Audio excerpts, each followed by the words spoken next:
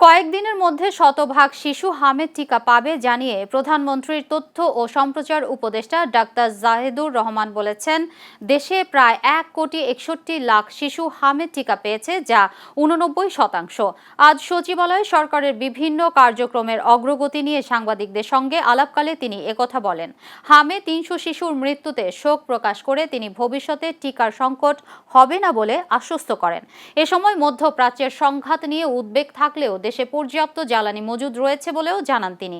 এছাড়া এ বছরের শেষে স্থানীয় সরকার নির্বাচন শুরু হয়ে 10 মাস থেকে 1 বছরের মধ্যে শেষ হবে এবং উপজেলা পরিষদ বাতিলের কোনো পরিকল্পনা সরকারের নেই বলে জানান ডাক্তার জাহেদুর রহমান। এদিকে দেশে গত 24 ঘন্টায় হাম ও উপসর্গে 6 জনের মৃত্যু হয়েছে। এই সময়ে হাসপাতালে ভর্তি রোগীর সংখ্যা 1445।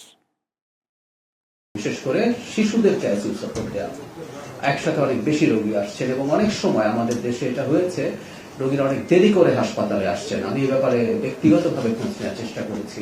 আমরা খুবই দুঃখ প্রকাশ করি, এর মতো মর্মান্তিক কিছু হতে পারে না। আমি আগের দিনও বলেছি, একটা প্রিভেন্টেবল ডিজিজ, যে একজন শিশুর মৃত্যু আসলে আমরা পছন্দ করি না, নিতে পারি না, নেব না। একটা ব্যাপার একটু যোগ করা দরকার, সেটা হচ্ছে একটা আপডেট টিকার ক্ষেত্রে।